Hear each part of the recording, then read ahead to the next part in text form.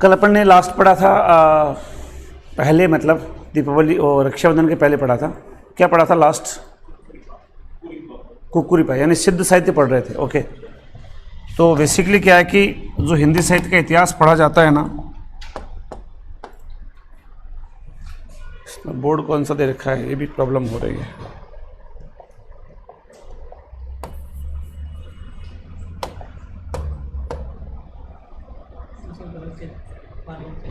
ये कहाँ से जाएगा? ये छेड़ रखा है इसको।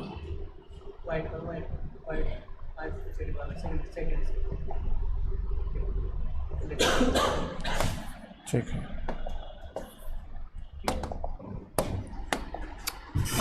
हिंदी साहित्य का जो इतिहास है ये हम पढ़ रहे थे, और हिंदी साहित्य के इतिहास में जो पहला काल है वो कौन सा है? आदिकाल। यही है ना? पहले हमने हिंदी साहित्य के इतिहास ग्रंथों के बारे में पढ़ा था, उसके बाद आदिकाल पे आए थे। और आदिकाल जो है ना, उसमें जो पहली चीज़ थी वो ये थी कि आदिकाल का साहित्य 4 भागों में बटा हुआ है। कितने भागों में?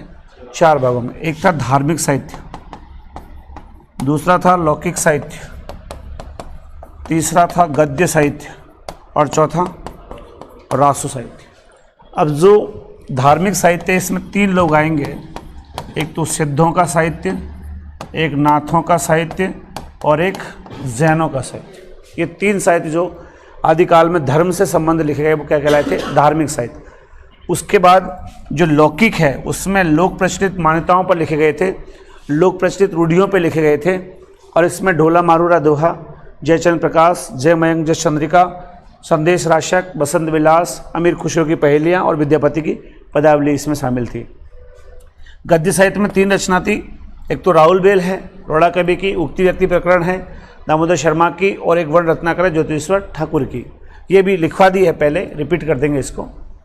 और रासो जो साहित्य है उसमें 6 रासों का भी मैन थे। रामचंद्र शुक्ल ने जो आदिकाल को वीर गाथा काल नाम दिया था, उसमें कुल कितने ग्रंथ माने थे? 12, टोटल 12 थे। उसमें रासो ग्रंथ कितने थे? 6। तो पृथ्वीराज रासो, खुमान रासो, विशल देव रासो, श्रृंगार रासो जिसको हम्मीर रासो बोलते हैं, हम्मीर रासो, विजयपाल रासो, ठीक है। और लास्ट में ये देखिए दोनों अपभ्रंश वाले हैं, हम्मीर रासो और विजयपाल रासो, ये दोनों अपभ्रंश पास हैं। और पृथ्वीराज रासो, खुमान रासो, विशल देव रासो और परमाल रासो, ये चारों जो है वीररस के ही थे। हालांकि वीररस तो इनमें भी है, इसमें क्या है कि विशल देव में वियोग श्रृंगार की प्रधानता है, इसके बारे में बात बाद में करेंगे। फिलहाल हम लोग यहाँ थे किस पर? धार्मिक साहित्य पे। और धार्मिक साहित्य में हमने सबसे पहला साहित्य कौन सा लिखा था? सिद्ध साहित्य। अगर सिद्धों की बात करें तो सिद्धों की कुल संख्या कितनी? सिद्धों की कुल संख्या कितनी? 84। सिद्ध टोटल 84 थे ना। और नाम के अंत में क्या लगाते थे? पा। जैसे सबरपा, सरेपा, लुईपा, कणेपा, डोम्मीपा, कुक्कुरीपा, ऐसे पा लगाते थे। जो सिद्ध हैं 84 सिद्ध हैं, नाम के अंत में पा लगाते हैं। इनके संबंध में कबीर ने लिखा है कि सिद्ध 84 मही जग खेला, नाबे नाथ सूरज और चंद्र। यानी सिद्ध जो है टोटल 84 थे, और पूरी जो है पश्चिम बंगाल का जो इलाका था, उड़ीसा, कर्नाटक, बिहार, उस सब में फैले हुए थे। और नावे नाथ सूरज और चंद्र, और जो नाथ लोग थे वो सूर्य और चंद्र को मान रहे थे। मतलब नाथ लोग हठयोग पद्धति को मान रहे थे। हठयोग में है का मतलब सूर्य होता है, ठे का मतलब चंद्र होता है। ये बात अभी अपन थोड़ी देर में करने वाले हैं। जो सिद्ध है इनके पास 5 मकार थे, यस या नो? 5 मकारों का पालन करते थे। कौन कौन से? मांस, मद्य, मछली, मैथुन और मुद्रा। इनकी भाषा कौन सी है सिद्धों की? संध्या भाषा।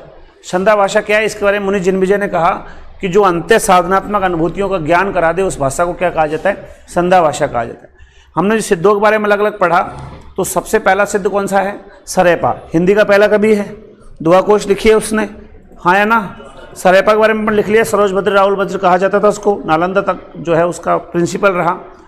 अब जो सरेपा है उसके पास एक ही दोहा था जो हिंदी में उसने बोला, अन्यथा उसकी पूरी रचना अपभ्रंश की थी। जैमन पवन ने संचरई रवि शशि ना प्रवेश, तई वर्चित विश्राम करूं सरहा कई उवेश। ये एक दोहा है जिसकी वजह से वो हिंदी का पहला कवि कहलाया, क्योंकि उसकी रचना पूरी अपभ्रंश में है। अगर पहली रचना उसकी हिंदी में होती तो शरैपा हिंदी का पहला रचनाकार भी होता, पर पहला रचनाकार हिंदी का कौन है? भरतेश्वर बाहुबलराज मानता है गणपत चंद्रगुप्त, और नॉर्मली श्रावकाचार्य देवसेन रचना को दुनिया मानती है। यही था ना, ये सब लिखा दिया था आपको।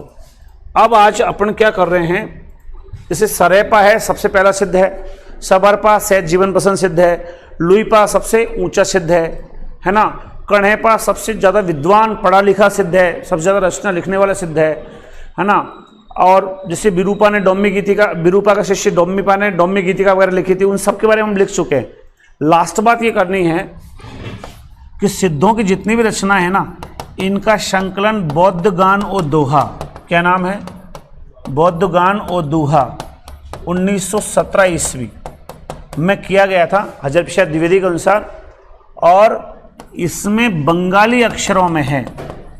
ये जो टंकण है ना, सिद्धों के बारे में जो कुछ लिखा है वो किस में लिखा गया है?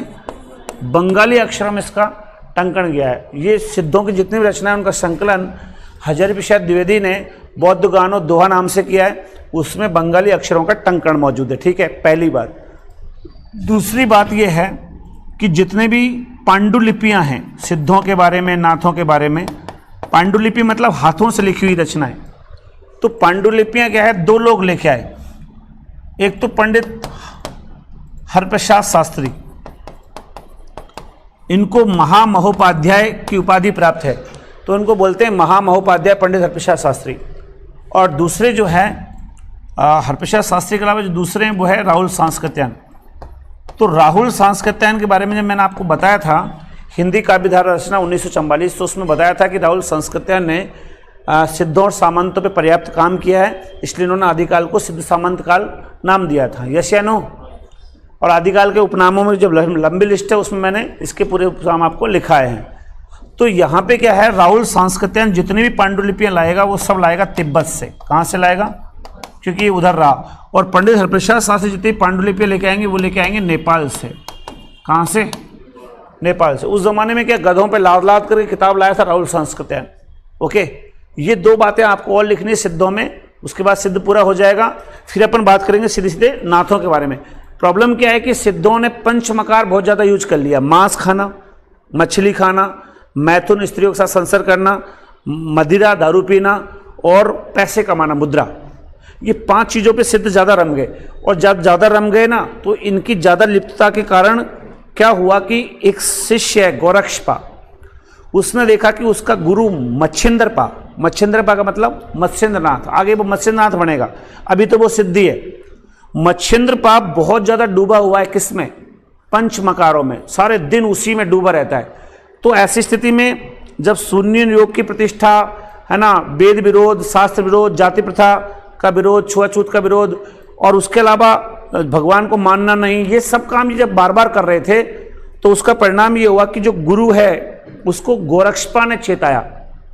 और ऐसा बोला जाता है, तुलसीदास ने लिखा है कि भक्ति भगायो भोग और गोरख जगाया योग, यानी गोरखनाथ ने अपने गुरु को योग दर्शन को आधार बना करके और कुछ नई चीज़ें उसमें ढाली और अपने गुरु को चेताया कि ये सब चीज़ें अच्छी नहीं है। और इस तरह चूंकि गोरक्षपा ने उसे चेताया, वो चूंकि गोरखनाथ कहलाया, इसलिए आगे चल करके नाथ संप्रदाय हो गया। गोरक्षपा गोरखनाथ बन जाएगा और मच्छिंद्रपा मत्स्येंद्रनाथ बन जाएगा। ये बाद की बात है, अभी तो ये लोग क्या है, वर्तमान में तो सिद्धि हैं। 84 सिद्धों में मच्छिंद्रपा का भी नाम है, मतलब मच्छिंद्रपा नाथ भी एक सिद्ध है, बाद में जाके वो नाथ बनेगा। ठीक है, तो ये 2 रचनाएं लिखो, फिर नाथों के बारे में पढ़ेंगे। लिखो, नोट लगा के लिख दो। सिद्धों के बारे में मैसेज है, सिद्धों के बारे में उनकी रचनाओं का संकलन बौद्ध गान और दोहा,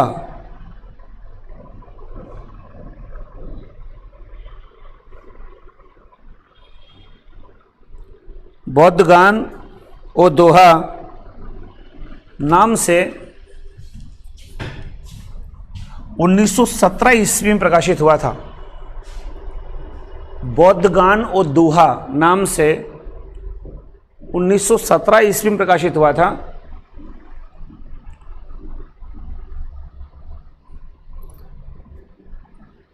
जो कि बंगाली अक्षरों में टंकण के रूप में हैं, जो कि बंगाली अक्षरों में किसके रूप में है? टंकण के रूप में है, बंगाली वर्ड्स हैं। तो याद रखेंगे सिद्धों के बारे में अगर संपूर्ण डिटेल पढ़नी है तो क्या पढ़ें? बौद्ध गानो दोहा, इसमें आपको सारी जानकारी मिल जाएगी। एक्चुअली क्या है, जो हमने सिद्ध पढ़े हैं ना वो फिक्स सिद्ध हैं, है ना, जबकि 84 सिद्धों में कई सारे सिद्ध और भी आएंगे। तो सारे 84 सिद्धों को हम हिंदी साहित्य में नहीं पढ़ते, है ना। टंकण का मतलब छापना, मोटे मोटे अक्षरों में एक एक बात को गहराई से खोद के लिखना। अपन जैसे वो बनाते ना नेम प्लेट, उस पर जो अक्षर लगवाते वो टंकण होता है, ढंग से छपवाना उसको, ठीक है। अगली लाइन से लिखो, नंबर दूसरा नोट। पंडित हरप्रसाद शास्त्री ने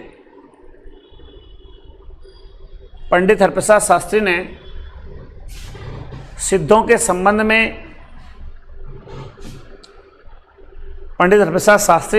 के संबंध में पांडुलिपि नेपाल से प्राप्त की थी, जबकि राहुल सांस्कृत्यायन ने पांडुलिपियां तिब्बत से प्राप्त की थी। जबकि राहुल सांस्कृत्यायन ने पांडुलिपियां तिब्बत से प्राप्त की थी।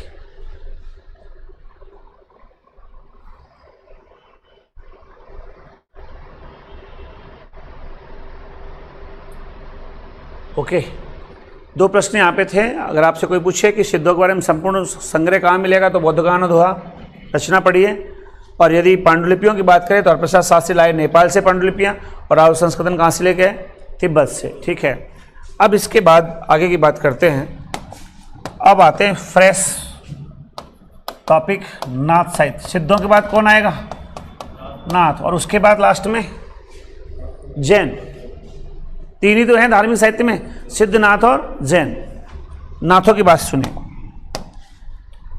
क्या हुआ कि सिद्धों ने वही पंचमकार का ज़्यादा पालन कर रखा है, पंचमार्गी भक्ति हो गई ना किसकी? सिद्धों की। इसके बाद में जब ज़्यादा लिप्तता पाई गई तो उसमें क्या स्त्री संसर्ग और मदिरापान, ये दो ऐसे विषय थे। पैसे कमाने पे लोग दुनिया बुरा नहीं मानती, लेकिन ये दोनों ऐसे कुयोग थे, ऐसे इनके अंदर ऐब थे कि जिसकी वजह से क्या हुआ, इनकी इमेज कम होने लगी। किसकी? सिद्धों की। तंत्र मंत्र आडंबर, योग साधना वगैरह, तंत्र मंत्र आडंबर और ढोंग वगैरह, तांत्रिक साधना, शून्यवाद की प्रतिष्ठा, ये सब करते थे। अंत में क्या हुआ कि एक थे मच्छिंद्रपा। कौन थे? मच्छिंद्रपा, सिद्धि हैं। इन मच्छिंद्रपा को इनके शिष्य किसने चेता दिया? गोरक्षपा ने। और गोरक्षपा ने चेताने के लिए क्या किया? महर्षि पतंजलि के योग दर्शन को आधार बनाया। किसको? योग दर्शन को। तो गोरक्षपा ने अपने गुरु को चेताया, इसलिए कहा जाता है, तुलसी ने लिखा है ऐसा, तुलसीदास ने, कि भक्ति भगायो भोग, भक्ति ने भोग को भगा दिया और गोरख जगायो योग। और गोरखनाथ ने किसको जगा दिया? योग को जगा दिया। गोरख जगायो योग, गोरखनाथ ने योग जगा दिया, भक्ति ने भोग को भगा दिया। ऐसा भी उस समय एक लोकोक्ति चला करते थे, जाग मच्छिंद्र गोरख आयो। कोई भी व्यक्ति जब गलत रास्ते पे चलते थे तो उसको दूसरा व्यक्ति, उसके साथ वाले चेताते थे, बोले जाग मच्छिंद्र गोरख आयो। बोले मैं तेरे को गोरखनाथ की तरह समझा रहा हूँ, मच्छिंद्रनाथ समझ जा। ये उस समय की एक लोकोक्ति चला करती थी। एक्चुअली क्या है, देखिए, सिद्धों के पतन का कारण क्या है? स्त्री प्रियता, मुख्य कारण। तो निश्चित है कि ये लोग स्त्री प्रियता से दूर जाएंगे। तो इन्होंने क्या किया, चूंकि योग दर्शन को अपनाया। योग दर्शन पतंजलि का जो है ना, उसमें नाथों ने क्या किया? नाथों ने अपना नाथ मान लिया भगवान शंकर को। नाथों का नाथ यानी आदिनाथ कौन? भगवान शंकर। और भगवान शंकर जो है उसको नाथों का नाथ मानने की वजह से इन लोगों ने क्या किया? कानों में बड़े बड़े कुंडल पहनना शुरू कर दिया। अच्छा, राख लपेट लेते थे, शमशानों में चले जाते, क्योंकि भगवान शंकर का स्थान कौन सा है? शमशान। तो राख लपेटते, इसलिए इनको बोला गया अवधूत योगी। हज़ार प्रसाद द्विवेदी ने इनको नाम क्या दिया गया? अवधूत। इनको अवधूत योगी कहा गया।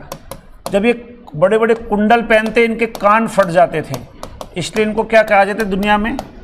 कनफटे जोगी। ये लोग क्या करते थे? बिल्कुल स्त्री से एकदम दूर हो गए, गृहस्थ या स्त्री से बिल्कुल दूर हो गए, और यही कारण है कि नाथों का पतन हुआ। पहले वालों का पतन स्त्री प्रियता ज़्यादा से हुआ, इनका पतन स्त्री से गृहस्थ से दूर जाने का। हज़ार प्रसाद द्विवेदी ने कहा है कि नाथों के पतन का कारण जो है वो गृहस्थ से दूरी और जीवन के प्रति अनादर, जीवन के प्रति अनादर, यानी स्त्री के प्रति भी इनका अनादर का भाव था। अब ये नाथ लोग क्या करते थे? भगवान शिव के उपासक हैं, घर परिवार में रहना नहीं, सुबह सुबह लिया झोली और निकल लेते थे और योग साधना वगैरह करते, इंगला पिंगला सुसुम्ना नाड़ियों को जगाते, तंत्र मंत्र में दूर रह करके और केवल भगवान शिव की आराधना में ये रमे रहते, सिद्धों से बिल्कुल अलग हो गए। अब ये जो मच्छिंद्रपा है, मच्छिंद्रपा पहले तो सिद्धि है और बाद में ये क्या हो गया? नाथ हो गया। तो सिद्ध और नाथों के बीच की कड़ी, इंपॉर्टेंट प्रश्न है, सिद्ध और नाथों के बीच की कड़ी कौन है? मच्छिंद्रपा। यानी ये पहले सिद्ध था, बाद में ये नाथ हो गया। अब देखिए इन लोगों ने क्या किया? हठ योग पद्धति को अपनाया। कौन सी पद्धति? हठ योग। है का मतलब सूर्य और ठे का मतलब चांद। तो ये उस तरह रहते थे कि जब तक सूरज चांद रहेगा ना, इस बात से टलेंगे नहीं, मतलब मर जाए चाहे। अच्छा, गोरखनाथ की शिक्षाएं भी ऐसी थी, 9 लाख पाथर आगे नाचे, पीछे सहज अखाड़ा, और ऐसे मनले जोगी खेले तब अंतरी बसे भंडारा। गोरखनाथ कहते थे कि 9 लाख बाधाएं आगे नाच रही हो और पीछे भगवान शिव का अखाड़ा यानी कि योग साधना के लिए जगह खाली हो, तो ऐसी स्थिति में व्यक्ति योग पे जाएगा, न कि 9 लाख विघ्न बाधाओं पे। यानी ऐसे मन को लेकर के जो जोगी खेलता है यानी योग में रमता है, तब जाके उसके अंदर शिव की आराधना पैदा होती है। तो लोगों के सामने समस्या आती थी ना, इग्नोर करते थे। कोई बच्चा बीमार है, कोई मतलब नहीं, इग्नोर। घर परिवार को बिल्कुल इग्नोर कर दिया। किसने? नाथों ने। इसलिए इनका पतन होना शुरू हो गया। अब ये जो नाथ है ना, इनका क्या है? उलटवासी इन लोगों ने दी। क्या दिया? उलटवासी। उलटवासी का मतलब एक तरह से विरोधाभास अलंकार की तरह है। उलटवासी में क्या होता है? बात हम उल्टी कहते हैं, लगती है कि जैसे उल्टी बात है लेकिन होती वो सीधी है। जैसे अब उलटवासी का पहला प्रयोग करने वाला नाथों में संप्रदाय तो है नाथ, लेकिन अगर कवि पूछ ले तो कबीर है, क्योंकि नाथों को किसने अपनाया था? कबीर ने। तो जैसे उलटवासी का हिंदी साहित्य में पहली बार प्रयोग किसने किया? कबीर ने, क्योंकि नाथ पंथ को उसी ने अपनाया। लेकिन पंथ के रूप में अगर कोई पूछ ले कि संप्रदाय कौन सा था जिसने सबसे पहले उलटवासियां दी, तो वो किसने दी? नाथों ने। इन नाथों ने क्या किया? अपनी संख्या टोटल 9 बताई। कितने नाथ थे टोटल? 9 नाथ। मछली के जल में गोगा भरे चना,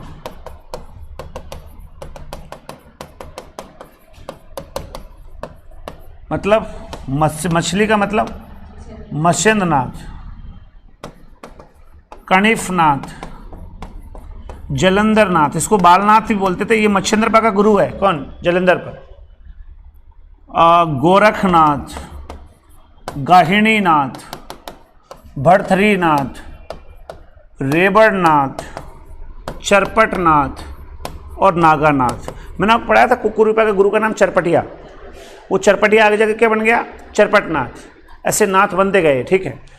अब क्या है कि इन लोगों ने अपनी तरफ से लोगों को चेताना शुरू किया, और इसमें सबसे बड़ा काम किया किसने? गोरखनाथ ने। गोरखनाथ की बात करें तो इसका जन्म 845 ईस्वी में हुआ था, ऐसा राहुल सांस्कृत्यायन कहते हैं। इसका जन्म 9वीं सदी में हुआ, ऐसा हज़ार प्रसाद द्विवेदी कहते हैं। आदिकाल को आदिकाल नाम किसने दिया? हज़ार प्रसाद द्विवेदी ने। आदिकाल में सबसे ज़्यादा काम किसने किया? हज़ार प्रसाद द्विवेदी ने। तो हज़ार प्रसाद द्विवेदी 9वीं सदी का, और सिद्ध और नाथों पे काम किसने किया? राहुल सांस्कृत्यायन। इसने भी कहा 845। तो 845 और 9वीं सदी तो एक ही बात हुई ना। ठीक है। लेकिन रामचंद्र शुक्ल का एक शिष्य जिसका नाम है पीडी वड़थवाल, पीताम्बर दत्त वड़थवाल, उस पीताम्बर दत्त वड़थवाल ने कहा कि नहीं, इसका जन्म 11वीं सदी में हुआ था, और उससे बड़ी बात 13वीं सदी में इसका जन्म हुआ। ऐसा बोले राम कुमार वर्मा और रामचंद्र शुक्ल, 2 लोग बोले। और सरमन यही है। कौन सा? 13वीं सदी। आपको नेट पे किससे मिल जाएंगे कि साहब गोरखनाथ और कबीर की मुलाकात हुई, हालांकि ये संभव नहीं है क्योंकि कबीर 15वीं सदी में जन्मा था, मतलब 1398 में जन्मा है, तो 1398 तो एंडी हो गया, 2 साल ही बची ना 14वीं सदी में। तो कबीर तो बड़ा होएगा, मान लो कबीर 3 साल का भी ज्ञानी हो गया, तब भी वो 15वीं सदी में पहुंच गया ना भाई। 1398 में जन्मा है तो 14वीं सदी में तो वैसे हो गई ना वो। तो कुल मिला के ये कि 13वीं सदी में जन्मा, ये बातें गलत है कि भाई कबीर से मुलाकात हुई होगी, नेट पे आजकल ऐसा बहुत मिलता है। आगे सुनो, अब इन लोगों ने क्या किया, गोरखनाथ ने बेसिक रूप से अपनी रचनाएं लिखी। टोटल गोरखनाथ ने 42 रचनाएं लिखी। कितनी? उस 42 में से 14 रचनाएं खास हैं, 7 एग्जाम में आती है। शबद पद प्राण सांकली शिष्य दर्शन, नरबे बोध, अभय यात्रा जोग, और एक कौन सी बच गई? शबद पद प्राण सांकली शिष्य दर्शन, नरबे बोध, मिश हो रही दिमाग से। शबद पद प्राण सांकली शिष्य दर्शन, नरबे बोध, अभय यात्रा जोग, विराट पुराण। हालांकि अमरूद शासनम, निरंजन पुराण, ऐसी और भी रचनाएं हैं। 42 रचनाएं हैं। खास कितनी है इसमें से? 14। कितनी है खास? इन 14 रचनाओं का संकलन पीडी बड़थवाल ने, पीताम्बर दत्त बड़थवाल ने 1942 ईस्वी में किया है। नाम है गौरजसार या गोरखबाणी, ये इंपॉर्टेंट है। गौरजसार या गोरखबाणी के नाम से किया है। ठीक है, आगे की बात सुनो। गोरखनाथ अपने युग के सबसे बड़े नेता थे। शंकराचार्य के बाद इतना महिमा मंडित और गौरवान्वित व्यक्ति कोई नहीं हुआ। अगर किसी ने भक्ति आंदोलन से पहले अखिल भारतीय स्तर पर आंदोलन स्थापित किया तो वो थे गोरखनाथ। ये सारी बात कही हजारी प्रसाद द्विवेदी ने। इसने कही हजारी प्रसाद द्विवेदी ने। हजारी प्रसाद द्विवेदी ने सिद्धनाथों की बानियाँ नाम से रचना भी लिखी है। किस नाम से? सिद्धनाथों की बानियाँ। बानियाँ का मतलब बाणियाँ, बाणी मतलब लैंग्वेज, भाषाएं, उनका भाषण, बाणी। ठीक है, ये भी हजारी प्रसाद द्विवेदी ने लिखी है। एक ग्रंथ है हठयोग प्रदीपिका। कौन सा ग्रंथ है? उसमें नाथों की संख्या 31 बताई है। हालांकि नाथ आपसे कोई पूछे तो 9 ही है, सर्वमान्य 9 ही है, लेकिन उसमें कितनी बताई गई है? 31। अगली बात सुनो, नाथों की जो छतरी है ना गोरखनाथ वाली, वो गोरख मंदिर में है। और गोरख मंदिर कहाँ पर है? यूपी में है, जहाँ से वो आपका योगी आदित्यनाथ है ना, वो उसी मंदिर के महंत है योगी आदित्यनाथ। देखो कहाँ से कहाँ पहुँच जाता है व्यक्ति। ठीक है, और गोरखनाथ और मत्स्येंद्रनाथ की अगर संयुक्त छतरी देखें तो ब्रजेश्वरी मंदिर है गणेशपुरी, महाराष्ट्र। ब्रजेश्वरी मंदिर गणेशपुरी में है और ये महाराष्ट्र का पार्ट है। ठीक है, महाराष्ट्र में है। अच्छा, जोई जोई पिंडे सोई ब्रह्मंडे, जोई जोई पिंडे सोई ब्रह्मंडे, अवधू मनचंगा तो कटौती में गंगा। ये गोरखनाथ की खास पंक्तियां हैं। हालांकि मनचंगा तो कटौती में गंगा ये रैदास की पंक्ति है। मनचंगा तो कटौती में गंगा ये पंक्ति है रैदास की। और अवधू, आगे अवधू लगा दो, मतलब अवधूत, राख लपेटने वाले, तो वो अवधू मनचंगा कटौती में गंगा ये गोरखनाथ की है। और जाग मच्छिंद्र गोरख आयो ये लोकोक्ति है, लेकिन जाग मच्छिंद्र गोरख आयो इस नाम से विश्वेंद्र नाथ शर्मा कौशिक का उपन्यास भी है। विश्वेंद्र नाथ शर्मा कौशिक, उसका उपन्यास है जाग मच्छिंद्र गोरख आयो, ये उसका उपन्यास भी है। ओके, ये सब आपको पढ़ना है। किसमें? नाथों में। नाथों का पतन क्यों हुआ? गृहस्थी से दूर चले गए। सिद्धों का पतन क्यों हुआ? स्त्री प्रियता में ज़्यादा रम गए। अब क्या हुआ? गृहस्थ खतरे में पड़ गया। अब लोग गृहस्थ में रहना पसंद नहीं कर रहे। लोग रहते हैं, कुछ दिन रहते हैं, फिर उनको लगता है इनकी तरह अपन बन जाए। तो ऐसी स्थिति में क्या हुआ, जब बुरी हालात हुई तो गृहस्थी ज़्यादा खतरे में थी, तो जैन मुनियों ने उपदेश देना शुरू किया कि देखो सबसे बड़ा धर्म है गृहस्थी। सारे जो है ना धर्मों का निचोड़ वो किस में है? गृहस्थी में। हर आदमी अपने आप में फन्ने खाए, हर आदमी डॉन है। क्यों कमजोर बनता है वो? गृहस्थी की वजह से। हर आदमी कुछ भी कर सकता है, रोड पे खड़ा होकर मन चाहे जो करने लग जाए, लेकिन वो क्यों कमजोर पड़ता है? गृहस्थी की वजह से। क्योंकि गृहस्थी धर्म निभाने के लिए उसको सारी चीज़ों को रखना पड़ता है, पेट भी मतलब खाना पड़ेगा, उसको कमाना पड़ेगा, दुनिया की सुननी पड़ेगी, बहुत काम करता है। तो गृहस्थी सबसे बड़ा धर्म है, ऐसा किसने कहा? जैनों ने।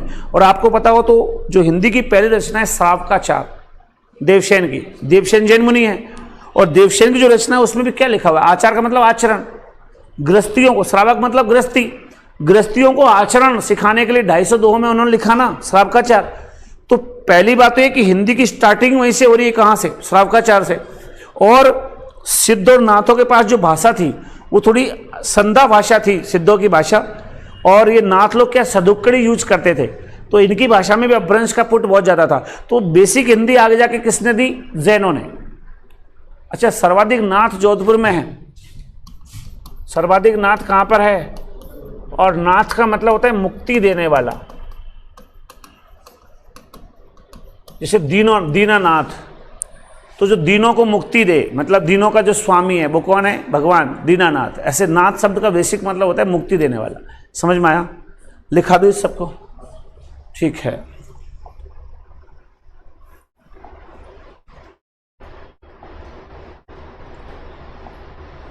नाथ साहित्य, अच्छा कब आया था नाथ साहित्य, कब प्रचलन में रहा? देखो, जो सिद्ध थे ना वो 8 से 10वीं सदी में थे। उनका प्रभाव था पूर्वी भारत में, यानी कि पश्चिम बंगाल, उड़ीसा, बिहार, कर्नाटक, उसमें। नाथों का प्रभाव था पश्चिम भारत में। पश्चिम भारत का मतलब पंजाब है, गुजरात का कुछ इलाका मान लीजिए, और बेसिकली राजस्थान का इलाका। मैंने बोला ना सबसे ज़्यादा नाथ कहाँ है? जोधपुर में, ठीक है। तो 10 से 12वीं सदी के बीच में नाथ ज़्यादा रहे, या 8 से 10 में रहे, वो 10 से 12 में रहे। लिखो नाथ साहित्य, समय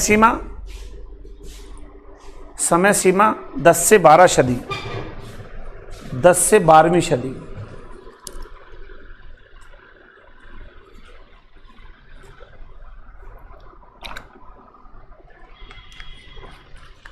आगे लिखो, नाथों का प्रभाव क्षेत्र पश्चिमी भारत में था। नाथों का प्रभाव क्षेत्र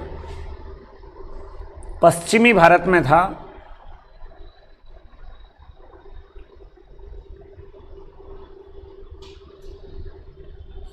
जिसमें पंजाब, गुजरात का कुछ भाग व राजस्थान का क्षेत्र शामिल था। जिसमें पंजाब, गुजरात का कुछ भाग व राजस्थान शामिल था। अगले आंसर लिखिएगा, नाथ शब्द का अर्थ है मुक्ति देने वाला। नाथ शब्द का अर्थ है मुक्ति देने वाला। अरे क्या दिखाओ, चलो। नाथ शब्द का मतलब क्या होता है? मुक्ति देने वाला। आगे लिखो, सर्वाधिक नाथ जोधपुर में है। सर्वाधिक नाथ जोधपुर में है।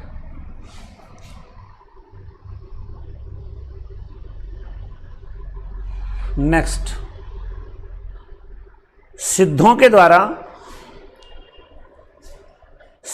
द्वारा पंच मकारों का अति प्रयोग हो जाने के कारण, सिद्धों के द्वारा पंच मकारों का अति प्रयोग हो जाने के कारण एक ऐसे पंथ या साहित्य का उदय हुआ, एक ऐसे पंथ या साहित्य का उदय हुआ जिसमें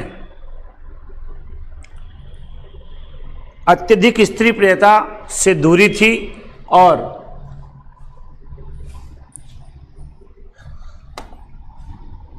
अत्यधिक स्त्री प्रियता से दूरी थी और मांस, मदिरा ... को प्रतिबंधित किया गया। मांस, मदिरा ... को प्रतिबंधित किया गया। अत्यधिक स्त्री प्रियता से दूरी थी और मांस, मद्य, मदिरा ... क्या था? प्रतिबंधित था।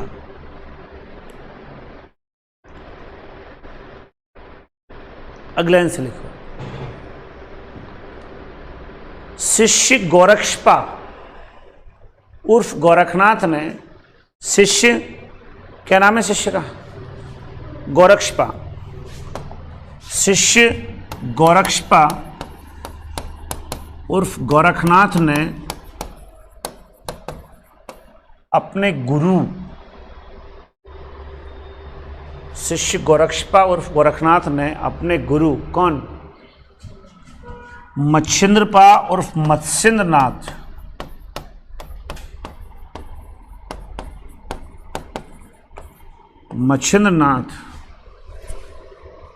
को महर्षि पतंजलि के योग दर्शन को आधार बनाकर, महर्षि पतंजलि के योग दर्शन को आधार बनाकर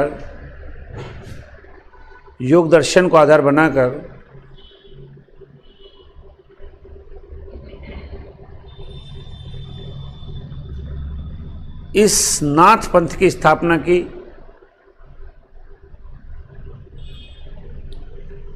और यह नाम गोरखनाथ के नाम पर दिया गया। और यह नाम किसके नाम पर? गोरखनाथ के नाम पर दिया गया। और यह नाम गोरखनाथ के नाम पर दिया गया। क्लियर? अगले लाइन से लिखो। नाथों को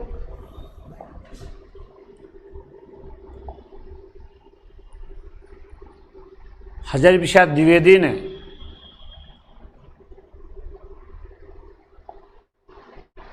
अवधूत योगी कहा है, क्योंकि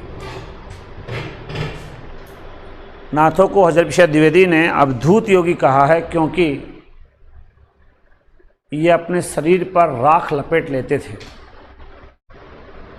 क्योंकि ये अपने शरीर पर क्या करते? राख लपेट लेते थे।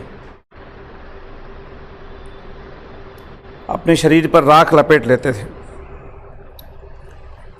अगली लाइन से सुनिए। नाथों के द्वारा भगवान शिव के रूप में बड़े बड़े कुंडल पहने जाते थे। नाथों के द्वारा भगवान शिव के रूप में बड़े बड़े क्या कुंडल पहने जाते थे। अतः रूप में बड़े बड़े कुंडल पहने जाते थे। अतः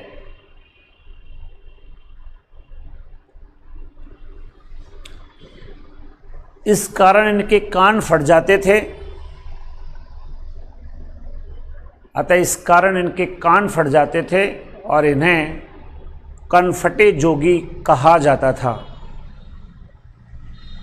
इस कारण इनके कान फट जाते थे और इन्हें क्या बोलते? कनफटे जोगी कहा जाता था। कनफटे जोगी कहा जाता था।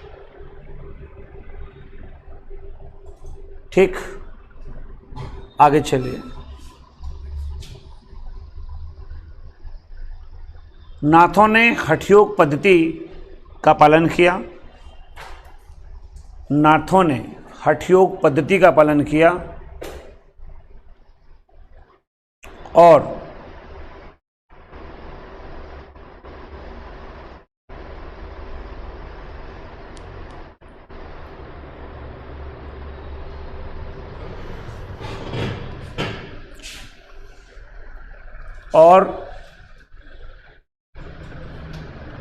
ये स्त्री व गृहस्थ से अतिरिक्त दूर रहते थे। स्त्री व गृहस्थ से अतिरिक्त दूर रहते थे। है का मतलब? स्त्री व गृहस्थ से दूर रहते थे। है का मतलब क्या होता है? सूर्य। और ठे का मतलब चंद्र लिख दो, जरूरी है।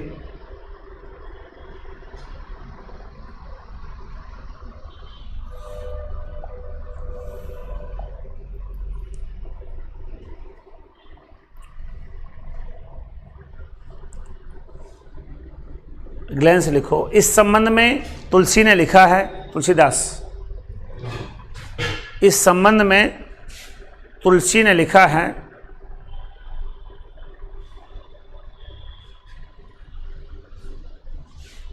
भक्ति भगायो भोग, गोरख जगायो योग। भक्ति भगायो भोग, गोरख जगायो योग।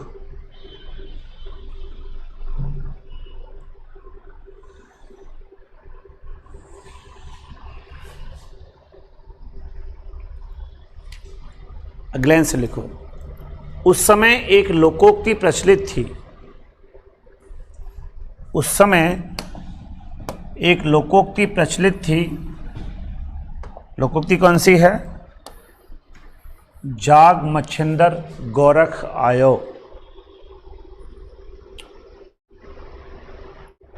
जाग मच्छिंदर गोरख आयो।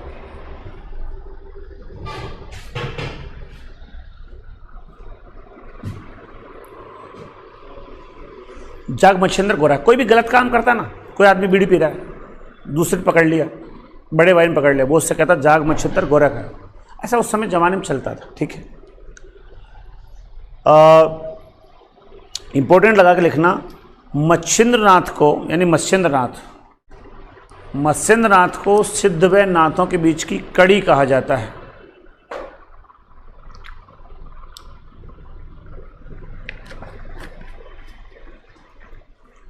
मच्छिंद्रनाथ को सिद्ध और नाथों के बीच की कड़ी कहा जाता है। आप लिख नहीं रहे क्या? पेन चलाने का मन? अच्छा, कोई बात नहीं।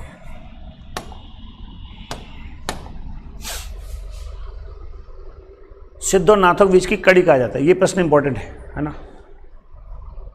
अगली लाइन पाइएगा।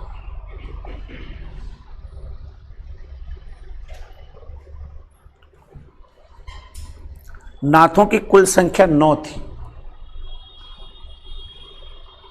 नाथों की कुल संख्या 9 थी। ट्रिक लिखिएगा। मछली के जल में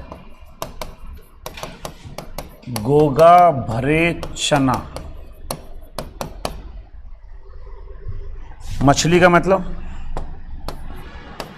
मच्छिंद्रनाथ, इसको मत्स्येंद्रनाथ भी कह सकते हैं। के का मतलब कणिफनाथ, जल का मतलब जलंधरनाथ, गो का मतलब गोरखनाथ, गा का मतलब गाहिणीनाथ, भय का मतलब भर्तृहरिनाथ। ये जानते हो ना आप? चटगांव, भर्तृ इंगला पिंगला, वो क्या वो आपके अलवर में है ना इसका। रे का मतलब रेवड़नाथ और चे का मतलब चरपटनाथ और ना का मतलब नागानाथ। अच्छा, और भी कई नाथ है, जड़ भरत, चौरंगी नाथ, चुनकर नाथ, ये सब नाथ हैं। वो जो मैंने बोला ना हठयोग प्रदीप का, उसमें 31 मिलेंगे आपको पूरे। लेकिन आपसे कोई पूछ ले कि नाथों की संख्या कितनी थी, तो आपको क्या बताना है? 9।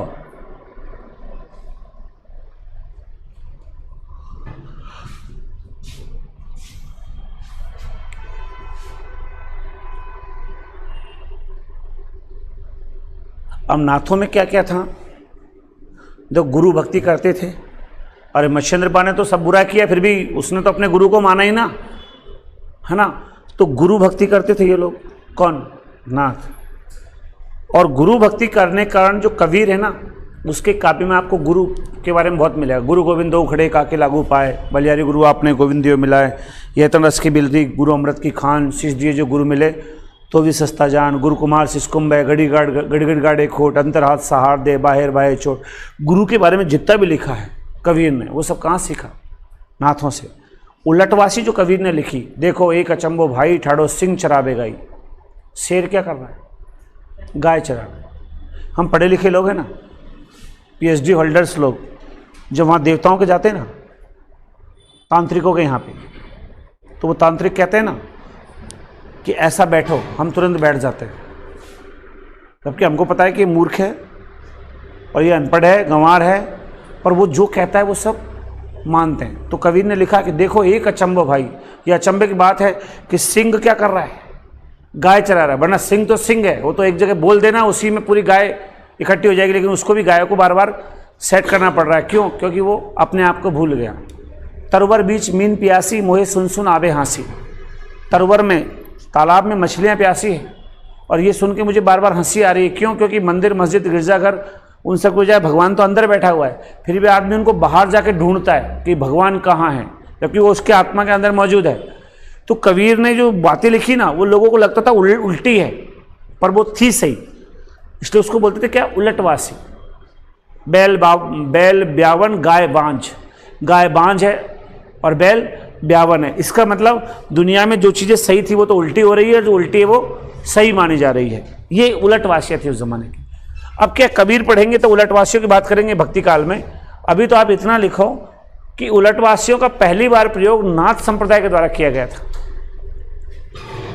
उलटवासियों का पहली बार प्रयोग किसके द्वारा? नाथ संप्रदाय के द्वारा किया गया था। उलटवासियों का पहली बार प्रयोग नाथ संप्रदाय के द्वारा किया गया था।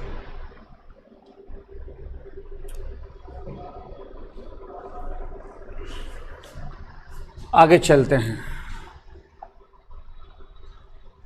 ये हमने लिख दिया है। अब एक छोटा सा हेडिंग डालो आप, गोरखनाथ। पहले गोरखनाथ के बारे में कुछ बातें लिखते हैं।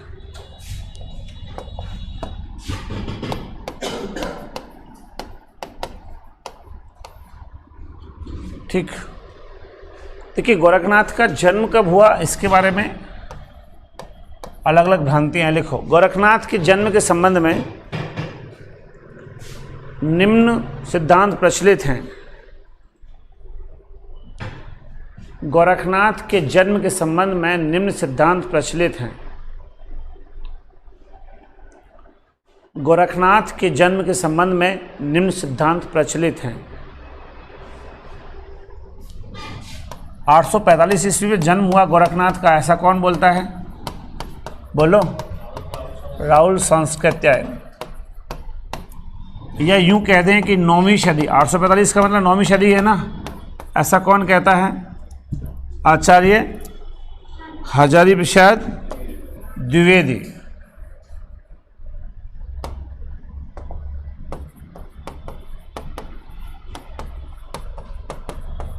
हजारी प्रसाद द्विवेदी।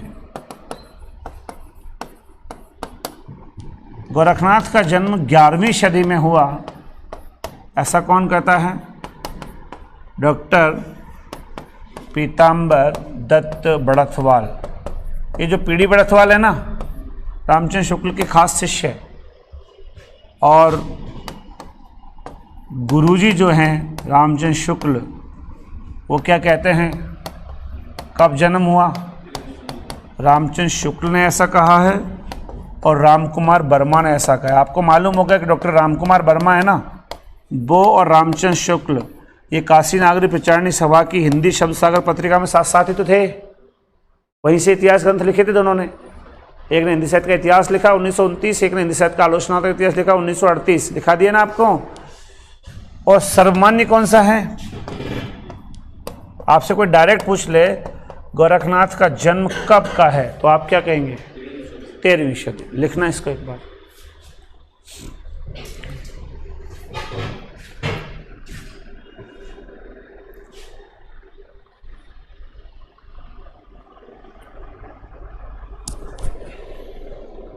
इसको नोटिफिकेशन भेज दिया था ऐप पे, तो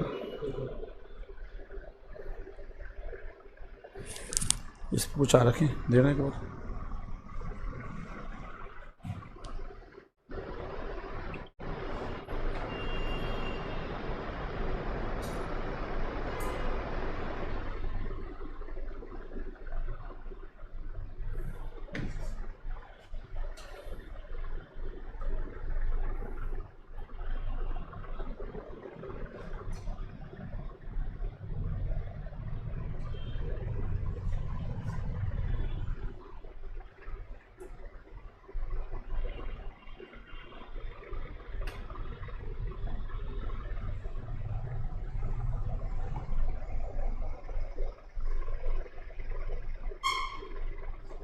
क्या लिखा आपने, हो गया?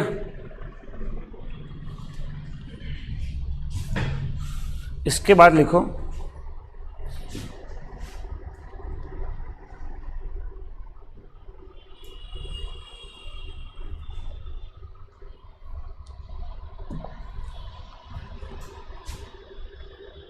लिख दिया था। गोरखनाथ ने कुल 42 रचनाएं लिखी। गोरखनाथ ने कुल कितनी?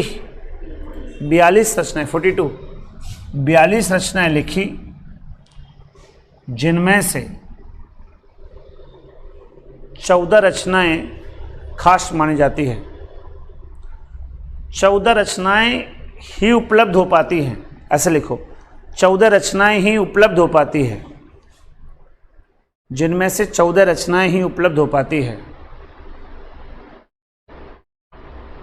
42 लिखी, उपलब्ध कितनी हो जाएंगी? 14।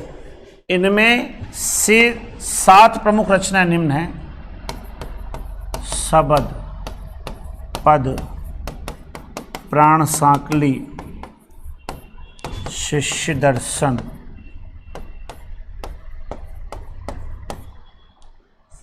नर्वे बोध, आत्मबोध और अभय यात्रा जोग। अगर आप अन्य रचनाओं पे आओगे ना, उसमें निरंजन पुराण, महार्थ मंजरी, अमरोध शासनम, विराट पुराण, अब कोई पूछेगा नहीं इनको, ये अन्य लिखी है ना, इनको कोई पूछेगा नहीं, ये वैसे ही मान लो। बात वही याद रखना, शबद, पद, प्राण सांकली, शिष्य दर्शन, अभय यात्रा जोग, आत्मबोध और नर्वे जोग।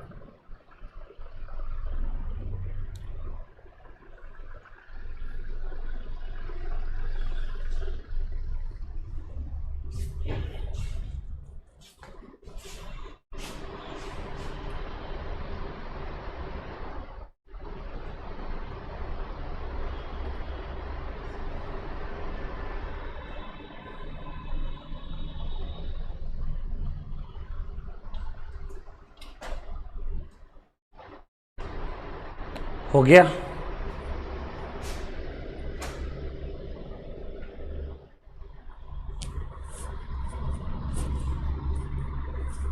अश्मिता, कविता, जानकी, आप लोग नोट्स बना लीजिए। ऑनलाइन वाले विद्यार्थी साथ के साथ नोट्स बना के पढ़ें। पीडीएफ की बजाय खुद अपने हाथों से लिखोगे तो सिलेक्शन होगा।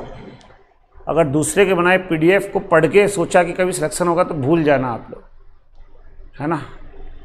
तो ऑनलाइन जो क्लास ले रहे हैं उनसे भी कह रहा हूँ, आप लोगों से भी कह रहा हूँ, आप तो खैर लिख ही रहे हो सामने। जब भी कभी कोई ऑनलाइन क्लास लेना तो उसे अपना मोबाइल सामने रखना चाहिए, स्टैंड पे, टेबल कुर्सी लगाना चाहिए, या जो भी व्यवस्था है उसकी, उस पर बैठना चाहिए, और बिल्कुल उसको ऐसे पढ़ना चाहिए जैसे कि वो ऑफलाइन पढ़ रहे। ऑनलाइन को ऐसे नहीं कि वो बेड पे पढ़ गए, देख रहे हैं, हाँ ठीक है, ऐसे ऐसे नहीं। बैठ के पढ़ो, लिखो, एक एक चीज़ समझो, कुछ नहीं आ रहा प्रश्न पूछो। लाइव क्लास चल रही है इस समय, जो लाइव जुड़े हुए ना विद्यार्थी, वो अगर प्रश्न नहीं पूछेंगे तो फिर लाइव क्लास का मतलब क्या हो? कोर्स तो रिकॉर्डेड ले लेते फिर, है ना। तो ये आप लोगों को भी क्या है, जैसे अभी आपकी क्या है, मैंने फीस जमा करी नहीं है, जैसे आपकी फीस जमा होगी मैं आपको इस ऐप से जोड़ दूंगा और आपको डायरेक्ट सारी चीज़ें, पूरा हिंदी कंप्लीट आपको उसमें मिल जाएगा। तो कल अगले दिन आप खुद पढ़ के आ सकते। जैसे ये चल रहा है ना, अब ये सब रिकॉर्डेड भी उपलब्ध है, ये रिकॉर्डेड डाल रखा है, तो वो लोग रिकॉर्डेड देख लेते हैं पहले ही। ज़्यादा संख्या में क्यों नहीं आते, उनको पता है कि अपन ने ये सब पहले पढ़ लिया, उनके पास रखा हुआ है ये सब। अब क्या है कि लाइव क्लास में आकर के थोड़ा प्रॉब्लम सॉर्ट आउट कर लेंगे, कोई चीज़ समझ में नहीं आई, कहीं कोई दिक्कत है तो पूछ लेंगे, इसलिए हम देते हैं। इसके बाद अगला आंसर लिखो, गोरखनाथ की 14 रचनाओं का संकलन, गोरखनाथ की 14 रचनाओं का संकलन, भाई उपलब्ध अब तो 14 ही हो पाती है ना, तो गोरखनाथ की 14 रचनाओं का संकलन पीताम्बर दत्त बड़थवाल या पीडी बड़थवाल लिख देना, एक ही बात है। पीताम्बर दत्त बड़थवाल ने गौरजसार या गौरखवाणी के नाम से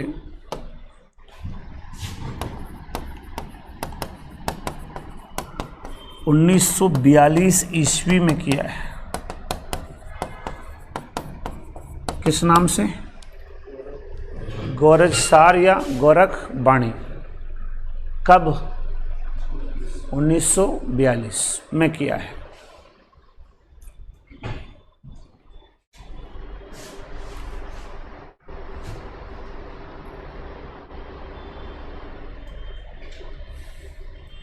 चलो आगे लिखो।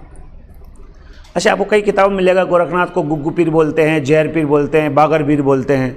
वो सब क्या जीके का प्रश्न है, हिंदी का प्रश्न नहीं है। हिंदी साहित्य में ये सब जाते नहीं पूछ जाती। अगली लाइन से लिखिए। ये मैंने आपको लिखा दिया है, ये भी आपको लिखा दिया है। नोट लगा के लिखिएगा। गोरखनाथ की छतरी कहाँ पर है?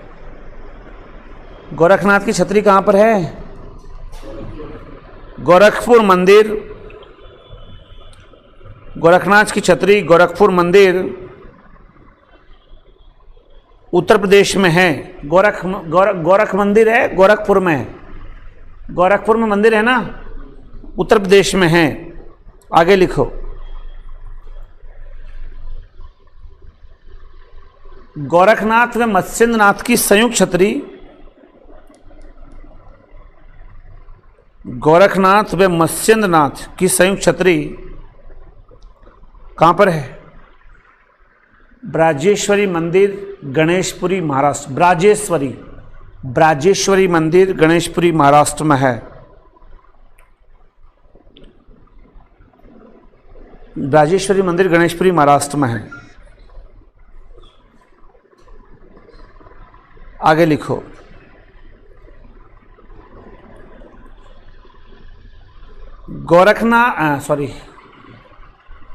ऐसा करो, एक हेडिंग डालो छोटा सा, अन्य महत्वपूर्ण तथ्य, क्योंकि नाथों के बारे में मेन बात तो हो गई। आगे लिखो अन्य महत्वपूर्ण तथ्य, उसमें नंबर 1 लिखो। अन्य महत्वपूर्ण तथ्य, उसमें नंबर 1 लिखो।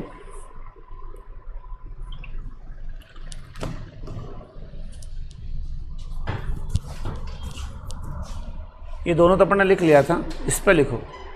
हठयोग प्रदीपिका नामक ग्रंथ में नाथों की कुल संख्या 31 बताई गई है। हठयोग प्रदीपिका नामक ग्रंथ में नाथों की कुल संख्या कितनी बताई गई है? 31।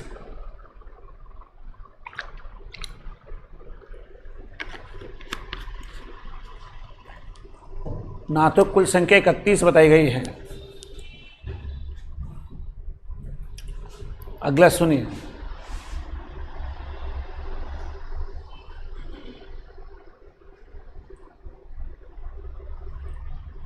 अन्य नाथ बताऊं, एक बार ऐसे लिखना कोष्टक में, अन्य नाथ,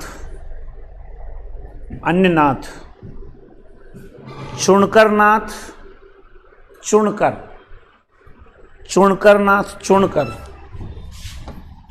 नाथ, चौरंगी नाथ,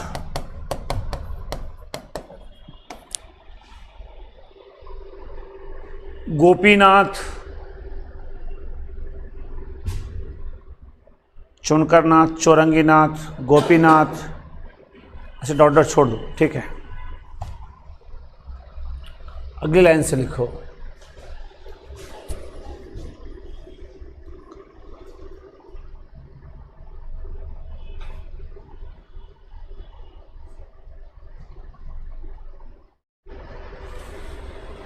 हजारी प्रसाद द्विवेदी के अनुसार गोरखनाथ अपने युग के सबसे बड़े नेता थे। ये काव्यांग का लोगो है ना, इसको उधर पहुंचाओ, उधर। हाँ,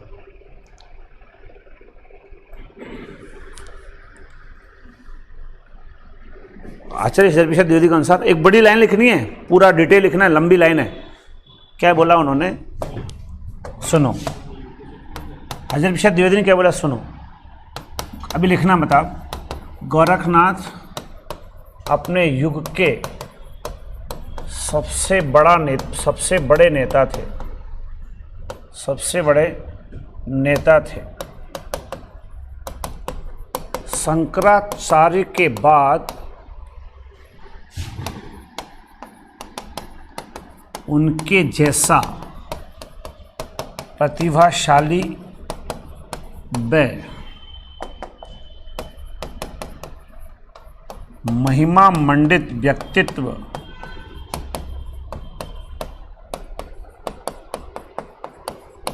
कोई और नहीं था।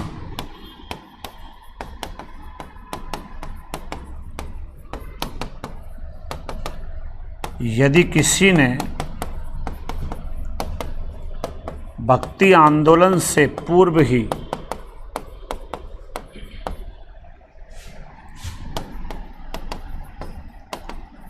अखिल भारतीय स्तर पर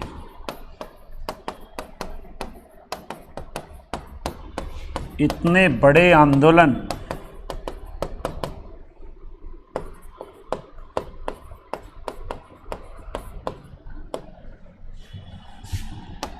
को जन्म दिया, तो वो गोरखनाथ ही थे। ये लिखो पूरी लाइन। क्या होता है, जो महापुरुष जैसा बोलता है ना, उसकी भाषा एज इट इज लिखनी पड़ती है। अगर आप उसमें यस नो अपनी तरफ से नहीं जोड़ सकते, मतलब वो उसकी परिभाषा है, उसका कथन है, तो एज इट इज लिखना पड़ेगा। ये किसने कहा, हज़ार प्रसाद द्विवेदी ने।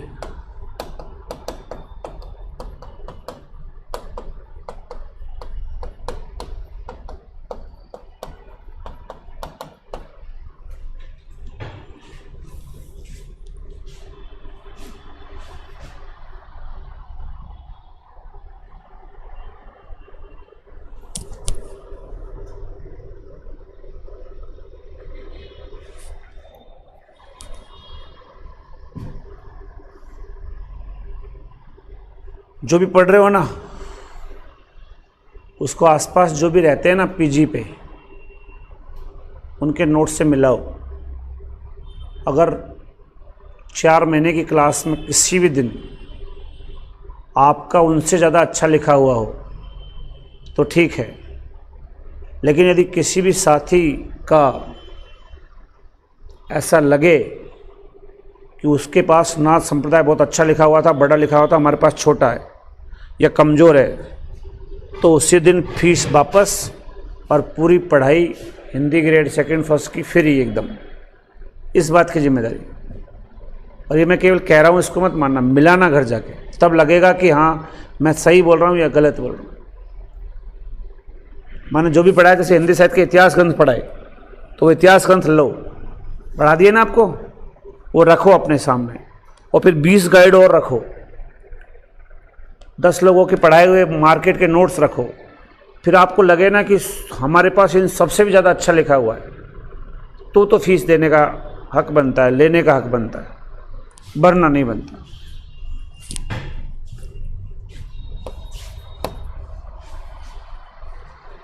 ये क्लियर? अगले लाइन से लिखो।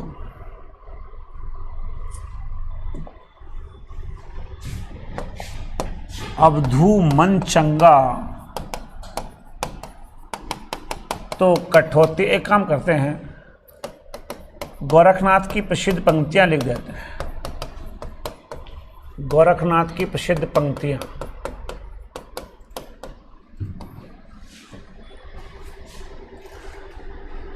अवधू मन चंगा तो कठौती में गंगा। अवधू शब्द जुड़ा है ना, तो कौन है? गोरखनाथ। और डायरेक्ट पूछ ले आपसे, मन चंगा तो कठौती में गंगा, तो रैदास। अगर ऐसे पूछ रहे हैं ना मन चंगा तो कठौती में गंगा, तो ये कौन है? वेदाश। अब्दुल शब्द जुड़े ना तो ही गोरखनाथ है। जो जोई पिंडे सोई ब्रह्मंडे।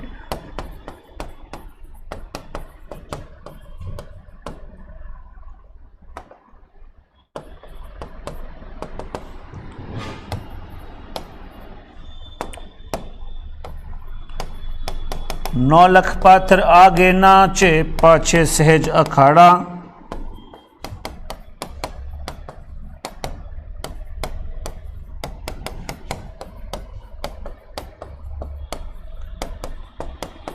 ऐसे मन ले जोगी खेले, तब अंतरि बश भंडारा।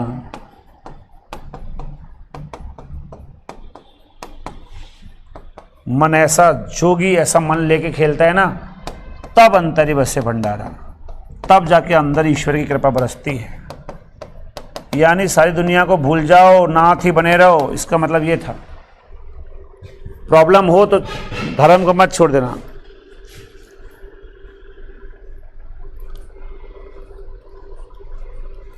एक ऑनलाइन विद्यार्थी लिख रहे हैं बुक लेनी है तो कौन से लें? बुक की आवश्यकता नहीं, मेरी जो किताबें आती है ना ग्रामर, टीचिंग मेथड और साहित्य की, उनमें जो है वस्तुनिष्ठ प्रश्न है।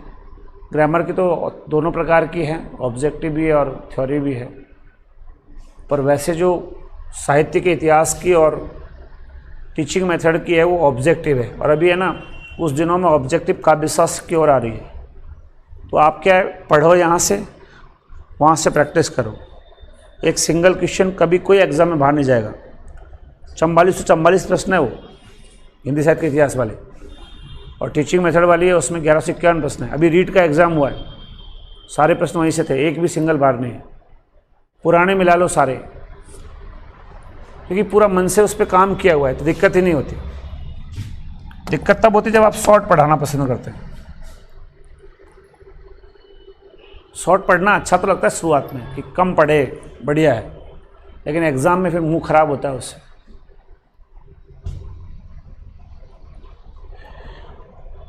नौ लाख विघ्न वाले, पातर का मतलब पत्थर, आगे नाचते मतलब 100 कलेश आगे रहते हैं और पीछे आराम से जाओ और धुनी रमाओ बस।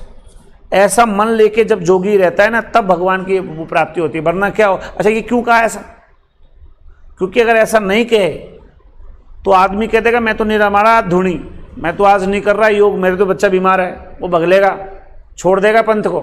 तो ये ज्ञान, जैसे महात्मा लोग होते हैं ना, ये साधु पंडित लोग होते हैं, भगवान कथाओं में जैसे कोई नाच नहीं रहा, वहाँ ज्ञान देंगे। बोले जो इस भजन पे नाचेगा, जो इस भगवान के भजनों पे नृत्य करता है, वो मनुष्य जन्म जन्मों के बंधन से मुक्त हो जाता है और उसको 84 लाख योनियों में नाचना नहीं पड़ता है। तुरंत सारे खड़े हो जाते हैं, चलो नाचो भाई, ठीक है, एक डायलॉग दिया उसने, तुरंत खड़े हो जाते लोग। तो वो वाली चीज़ें हैं। सब अपने अपने उसके लिए बताते ही हैं कि मेरा ये मंत्र है, ये ऐसा रखो। तो वही गोरखनाथ ने कहा है। आगे लिखिएगा, जाग मच्छिंद्र गोरख आयो, विश्वम्बर शर्मा कौशिक का उपन्यास भी है। अगला पॉइंट, जाग मच्छिंद्र गोरख आयो,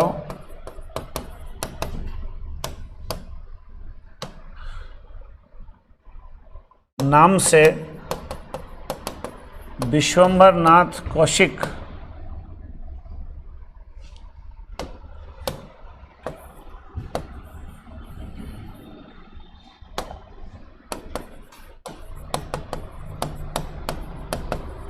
कौशिक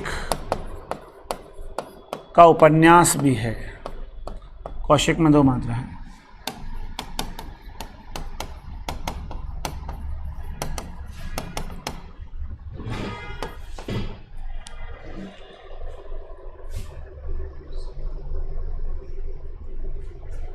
अच्छा एक बात सुनिए, जो वो है ना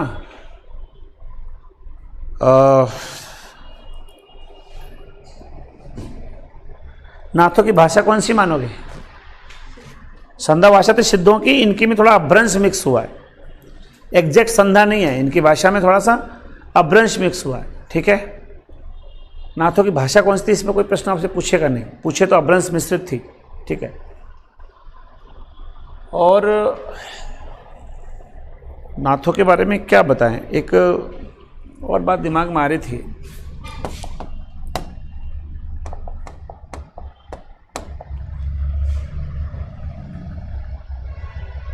बस ये ठीक है, और तो क्या लिखा है। एक बात आ रही थी दिमाग में, कुछ निकल गई। अब नाथों के बारे में सारी बातें अपन ने खास खास तो लिख ली है ना, और कुछ रहेगा तो अपन देख लेंगे।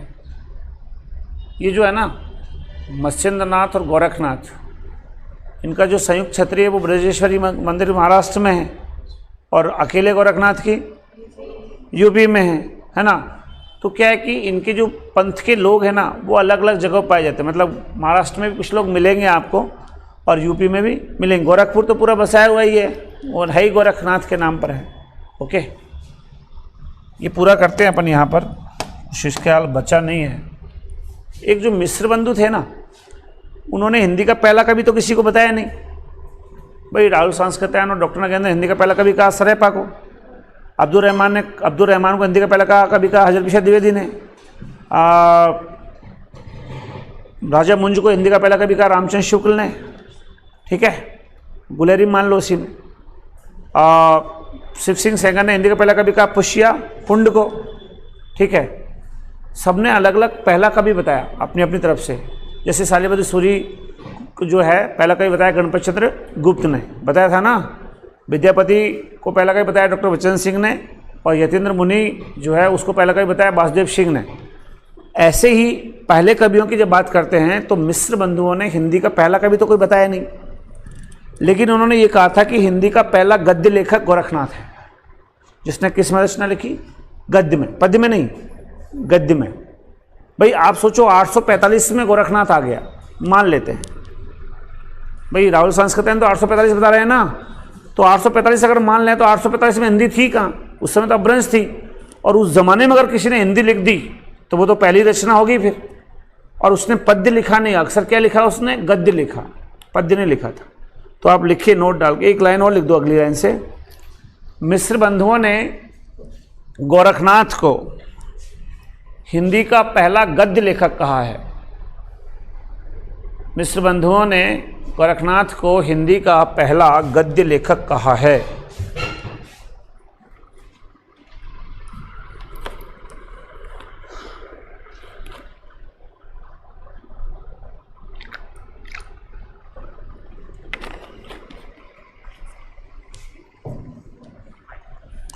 यह हो गया। इसके बाद अब आते हैं अपन,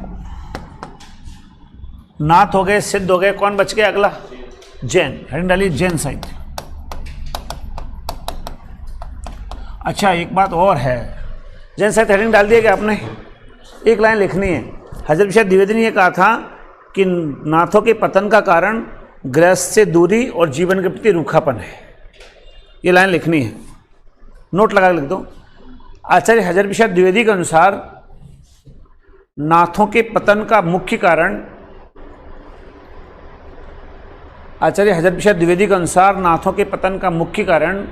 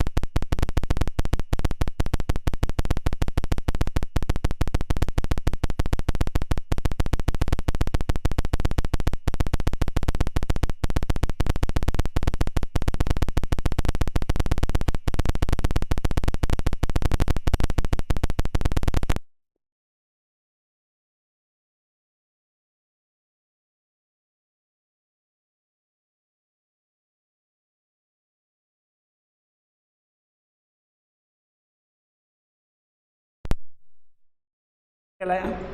फागु। और एक चौथा था रास। रास और रासों में क्या अंतर होता है? अब आवाज़ आ गई होगी, अब आ रही है ना? सारे कमेंट आवाज़ नहीं। रास और रासों का अंतर क्या होता है?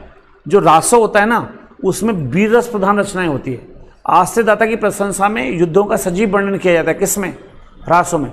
और रास में क्या होता है? दोनों हाथ उठा करके नाचते गाते झूमते भगवान की आराधना में पद गाए जाते हैं ऊंचे ऊंचे स्वरों में, शाम के टाइम जैन मुनियों के साथ श्रावकों द्वारा। तो वो क्या कहलाता है? रास। तो जैनों के पास रास शैली थी, जैसे भट्टेश्वर बाहुबली रास, तो उसमें क्या है? रास है। तो 4 प्रकार की स्टाइल में लिखा जैनों ने। कौन कौन सी? आचार, फागु, चरित और रास। हालांकि मैं बता दूंगा आगे कि आचार में क्या आता था, क्योंकि बीच बीच में क्या होता है कि ये पदड़े छंद का प्रयोग करते थे, है ना? बीच बीच में एक धत्ता दिया करता था, कड़वक शैली का प्रयोग होता था। जैसे हम लोग हिंदू जो लोग हैं ना, वो कड़वक शैली यूज नहीं करते। जैनों की खास शैली कौन सी है? कड़वक शैली। जैसे सूफियों की मसनवी शैली थी, ऐसे इनकी कड़वक शैली है ना? पर वो क्या ज़्यादा पढ़ेंगे तो वो अपभ्रंश वाले साहित्य का ज्ञान हो जाएगा, और अपन को पढ़नी है हिंदी, अपभ्रंश से कोई ज़्यादा मतलब की बात है नहीं। तो मैं आपको क्या खास जो बातें जैनों की वो लिखा देता हूँ, और उसके बाद में अच्छा, सबसे ज़्यादा आदिकाल में साहित्य किसने लिखा? जैनों ने। आदिकाल में सबसे ज़्यादा साहित्य किसने लिखा? जैनों ने। औरों में तो कम कम रचनाएं मिल रही है आपको, और इनकी खूब मिलेगी। किसकी? जैनों की। अभी देखना लाइन लग जाएगी रचनाओं की। तो जैनों ने सबसे ज़्यादा रचनाएं लिखी है। अब जैनों के पास सबसे पहला व्यक्ति देवसेन, हिंदी की पहली रचना। अच्छा, हिंदी की पहली रचना भट्टेश्वर बाहुबली रास को माना, शालिवादि सूरी की रचना को किसने? गणपत चंद्र गुप्त ने। तो चाहे देवसेन की श्रावकाचार हो या शालिवादि सूरी की भट्टेश्वर बाहुबली रास हो, है तो वो जैन रचना ही ना, क्योंकि एक को देवसेन ने लिखा है वो भी जैन है, और दूसरे को शालिवादि सूरी ने लिखा है वो भी जैन है। फिर शालिवादि सूरी ने केवल भट्टेश्वर बाहुबली रास ने लिखा, उसने पंच पांडव रास भी लिखा, बुद्धि रास भी लिखा, ठीक है? 15 सर्गों की ऐतिहासिक रचना लिखी पंच पांडव रास। तो एक एक की बात कर लेते हैं, थोड़ा सा लिखिएगा। सिद्धों की पंचमार्गी भक्ति,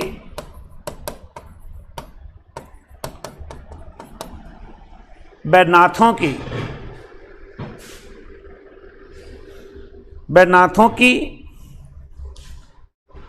स्त्री व गृहस्थ से दूरी के कारण सिद्धों की पंचमार्गी भक्ति। सिद्ध किस में मस्त थे? सब पंचमकारों में। और नाथ किस में?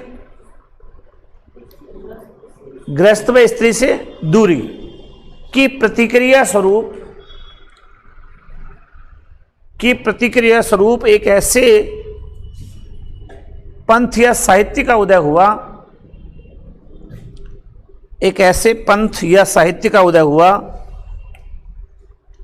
जिसमें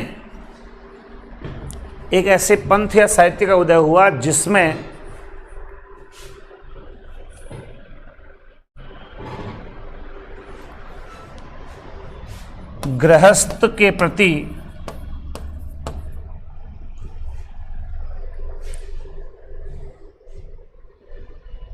लगाव का भाव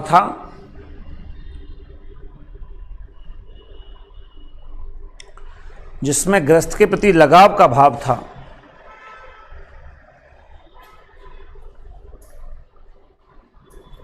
चूंकि गृहस्थ को अपनाने के लिए,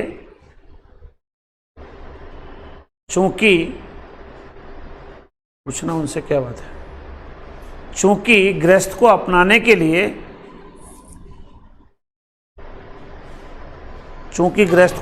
के लिए जैन मुनियों के द्वारा ऐसे उपदेश दिए गए। हाँ, अभी 5 मिनट कर रहा हूं। क्या लिखा आपने? चूंकि गृहस्थ को अपनाने के लिए जैन मुनियों के द्वारा अपने श्रावकों मतलब भक्तों, गृहस्थियों, ये श्रावक कौन है? गृहस्थी भक्ति तो हैं। अपने श्रावकों को मतलब गृहस्थ भक्तों अपने श्रावकों को यानी गृहस्थ भक्तों को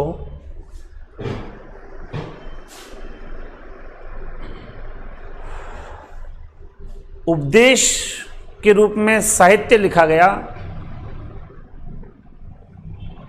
उपदेश के रूप में साहित्य लिखा गया, अतः उपदेश के रूप में साहित्य लिखा गया, अतः इसे क्या कहा जाता है? जैन साहित्य कहा जाता है। भाई उपदेश कौन दे रहा है? जैन मुनि, तो नाम क्या हो गया? जैन साहित्य। तो इसे जैन साहित्य कहा गया। ठीक, अगला लाइन से लिखो। आदिकाल में सर्वाधिक साहित्य जैन कवियों के द्वारा लिखा गया। आदिकाल में सर्वाधिक साहित्य जैन कवियों या जैन मुनियों के द्वारा लिखा गया। जैन कवियों या जैन मुनियों के द्वारा लिखा गया, और यह प्राय प्राकृत भाषा में था। और यह प्राय कौन सी भाषा में? बोलो। प्राकृत भाषा में था। और यह प्राय प्राकृत भाषा में था।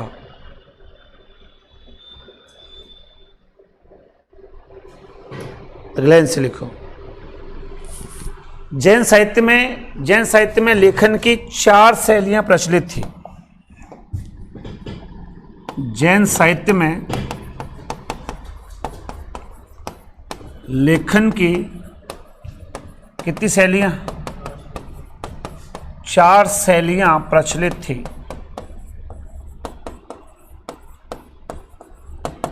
जैन साहित्य में लेखन की 4 शैलियां प्रचलित थी। कौन कौन सी? चरित, फागु, आचार और रास।